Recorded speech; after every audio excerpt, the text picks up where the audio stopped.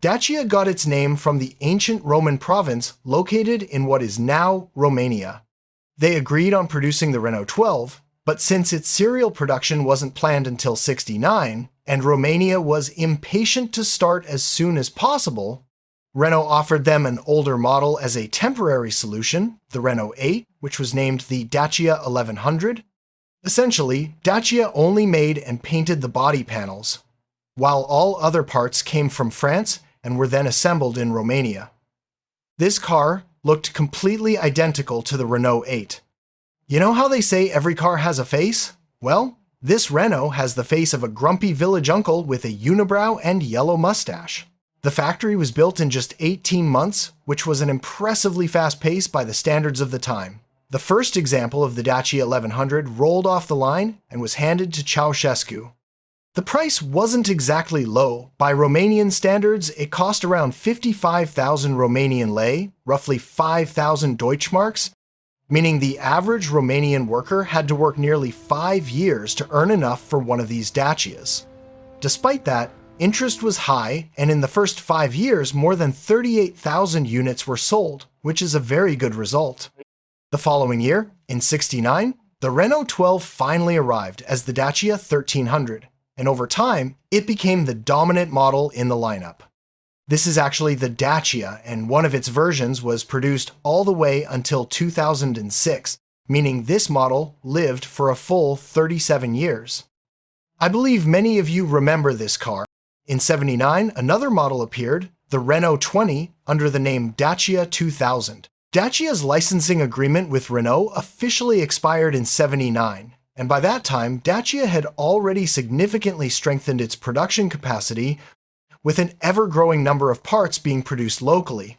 There were later versions with cosmetic upgrades like the 1210 and 1410, but essentially all of it was still a Renault 12 in different body styles. Though I can't help but mention the coupe version, which actually didn't look bad at all, and was interesting to many because Renault actually never had a 12 in this body style. But of course, poor country, so this version didn't exactly make waves. Later came the hatchback. Dacia also had one really interesting car during this period that I'm sure most of you didn't know about. The situation was so dire that the Romanian government banned the production of electric heaters that year to save electricity, and fuel had become a serious luxury. Engineers were also asked to use sheet metal the thickness of a tin can. And that's how the Dacia Lastun was born, which translates as swallow, small, agile, lightweight, like the bird itself. However, as you might imagine, this car fell apart. Romanians quickly figured out there was no point throwing money at it, so it was discontinued already in 1991. However, they continued producing the 1300, persistently modernizing it within their means, and as the market opened up, they began looking for partners in the West. This first led to a collaboration with Volkswagen, from whom they purchased a 1.6 diesel engine from the Gulf, a significant step toward modernizing their powertrains and aligning with European standards. Despite the outdated form, the Dacia 1300 and its derivatives continued selling quite well, mostly thanks to simple and cheap maintenance and, above all, the low price. By 1998, more than 2 million units had been sold. They began thinking about new models, and in 1995, the Dacia Nova appeared. Although the design was truly a big step forward both inside and out, technically this car was still based on old technology, and on top of that, the rust problems were worse than ever. At that time, Daewoo had already entered the Romanian market through a partnership with another Romanian manufacturer called Olsit, which put pressure on Dacia to find its own strategic partner. Negotiations were held with Hyundai. There was even a concrete plan to assemble the Hyundai Accent in Dacia's plants while simultaneously developing a new domestic model with the internal codename D33. Dacia even obtained permission to use the Accent engine, but all those plans were abandoned, and in 1999, Dacia and Renault announced a strategic partnership. And in 2000, the new model came out under the name Dacia Supernova. And that big R, you see, it's not actually a typo. It was a marketing trick to signal that Renault had worked on this car. And the Supernova was seriously redesigned in 2003 and given a new name, Solenza. Most of you probably remember this model, although in recent years they've almost disappeared from our roads. This model was the last step of the transitional phase, because in 2004 came the Dacia Logan, which is entirely a Renault product. Dacia had almost nothing to do with its development. They even added by Renault to the badge on the back where it says Logan, and made every effort to explain to people that this was no longer the old Dacia and that this was now a completely new story. So the Logan finally inherited the legendary 1300. Renault had for years been trying to break into poorer markets like South America, India, and Russia, the idea being to make a better quality car than, say, a Lada or a Hindustan Ambassador, but at a similar or slightly higher price. That price was around 5,000 euros. They didn't quite manage to hit exactly 5,000 in Romania, it did cost around 5,800. It's important to note that the Logan was actually based on the Clio platform. However, the Clio couldn't be bought for under $10,000, was significantly smaller, and had lower ground clearance, which meant Renault could finally attack poorer markets where those factors are extremely important. And by 2007, the Logan was being sold in 51 countries. Later came new versions pickup, but also a completely new hatchback called the Sandero. Then its crossover variant, the Stepway, where Dacia truly showed it was now following trends, and that this really had nothing to do with the old Dacia. The Sandero was a key model for their breakthrough into the Western European market, and it almost doubled their sales. Renault had for years wanted to improve results in poorer markets and already had factories there. Dacia simply gained the status of a cheap but honest car. The Logan carried different names in different markets for marketing reasons. In Russia and several other countries, it was called the Renault Logan and the Lada Largus. In Mexico, the Nissan Aprio. In India, the Mahindra Verito. And the Logan even went to America, where in its electric estate version, it was called the IMCE 36. However, Renault didn't plan to do all the work for the Romanians forever, while they just assembled cars and reaped the rewards.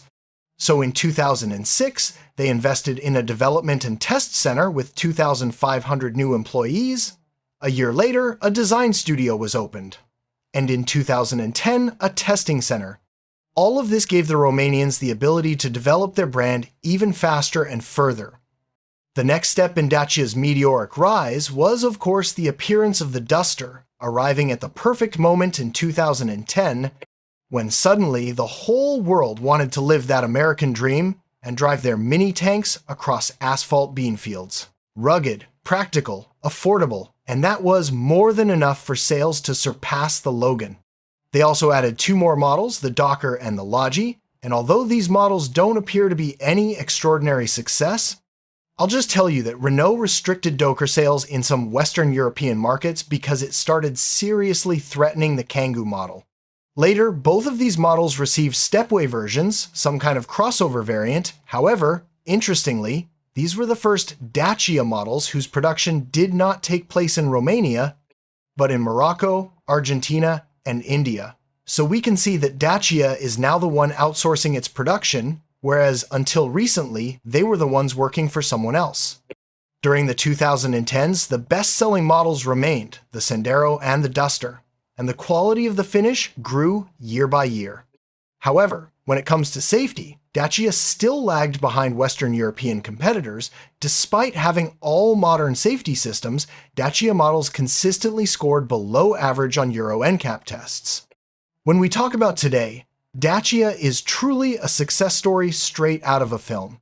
From 2004 until today, they have sold over 9 million vehicles, while in the previous 36 years before that, they sold only 2.5 million. However, in my opinion, Dacia has one problem the same as most Western companies, and that is price. The Sandero costs the same as the Clio, the Duster costs the same as the Capture, and the Logan costs 15,000 euros. And let's remember, it all started from the idea of making a car that costs 5,000 euros. Dacia today has outstanding design. Truly, the new Duster looks better than many premium models. Specifically, if you put me in a position to choose between the Duster and the new X3, it wouldn't take me long to decide which one I find more attractive. However, Dacia still doesn't shine on safety tests. To put it mildly, for example, the current Logan has only 2 out of 5 stars on Euro NCAP tests. And that makes it the least safe car on the European market right now. I'm not even sure there's another car on the market with fewer than 4 stars. Even the Duster and Sandero have only 2 stars each. Yet, despite all of that, Dacia continues to post outstanding sales numbers. They produce over 500,000 vehicles every year, and it seems that people don't mind the things I just mentioned. And if you enjoyed this video, you can treat me to a coffee, and don't forget to subscribe to my channel, because that's how you show me your support. Thank you for your attention, and have a wonderful day.